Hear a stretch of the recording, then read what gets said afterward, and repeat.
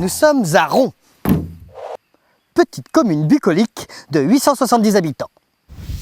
Son église, sa base aqualudique, son complexe sportif. Mais à Ron, il y a aussi le musée de Roranum avec la bête. Mais qu'est-ce que c'est?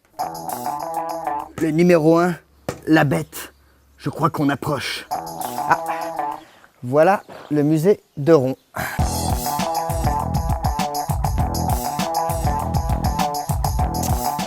Nous voilà dans le musée de Roranum, à Ron.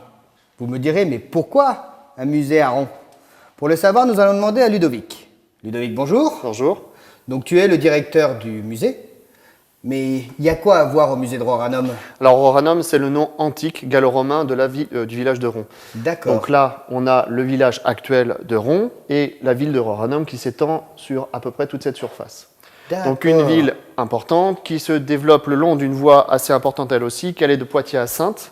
Ouais. On est à peu près une journée de trajet de Poitiers pour l'époque antique bien sûr. Oui, Maintenant c'est forcément. 3/4 d'heure. Et on présente des objets que nous avons découverts en fouille de manière simple et accessible pour un maximum de personnes. Mais dis-moi, bien, ce serait pas la bête qui est dessinée sur les pancartes? Alors c'est un rasoir avec une créature qui est notre mascotte qui représente un Oryctérope. C'est une créature assez curieuse qui est une sorte de fouisseur qu'on pourrait apparenter à un fourmilier et qui vivait à l'époque romaine en Égypte. En Égypte?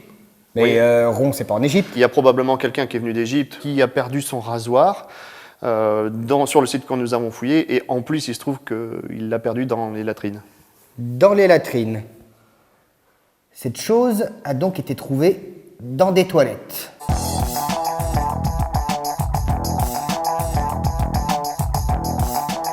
Et donc ça, c'est un dessin antique? Alors non, ça c'est pas forcément antique, ce sont des bandes dessinées qui sont des résumés pour les enfants, des grands panneaux qui sont au-dessus ou à côté. Comme celui-là. Comme celui-là qui est là, Et- qui en fait c'est le thème de la zone où on se trouve. Pourquoi il y a des choses qui sont en rose? Alors les choses en rose, ce sont les objets qui sont soit dans la vitrine, soit dans l'espace dans lequel on se trouve. D'accord. Par exemple, il y a un élément en rose là-haut, c'est le morceau de pierre qui est devant nous, c'est ce qu'on appelle une corniche. En gros, on apprend d'une manière ludique. Voilà, alors ça tombe bien que tu dises ça, puisqu'il y a pas mal d'activités à faire en dehors du musée. Eh ben ça marche. Merci Ludovic. Et puis, Merci à toi. À bientôt. À bientôt. Échecs et maths. Ah non, c'est pas un jeu d'échecs, c'est le jeu de la marelle. Bonjour Marivonne. Bonjour. Donc ça, c'est une marelle, tu me dis? Oui. La marelle, ça se joue par terre? Non, en fait, le jeu de la marelle, c'est un jeu de plateau et l'objectif, c'est de former une ligne de 3 jetons de la même couleur. D'accord. Et il y aurait d'autres jeux? Oui, il y a des jeux de noix et donc les jeux de noix, c'est plutôt pour développer la dextérité et ceux qui ont une bonne dextérité, ils peuvent devenir par exemple orfèvres. D'accord. Ah, faudrait que tu fasses quelque chose, vous avez des taupes. Ah non, ça, ce sont des structures de fouilles pour les enfants. Chaque personne est munie d'un balai, d'un seau et d'une truelle. Et en fait, il faut enlever les graviers en les ramenant vers soi pour les mettre dans le seau. Ah, oui, ça a bougé là, t'en as un là. Il faut juste brosser pour réussir à voir les contours de l'objet. Je crois bien qu'elle est tombée sur une tuile. C'est ça. Je suis tombée sur une tuile qui date de l'époque antique et qui vient de notre site de fouille. D'accord.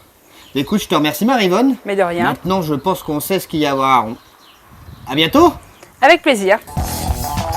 Pour ma part, je vous retrouve très prochainement sur Internet pour découvrir un nouveau site en Deux-Sèvres. Hop là.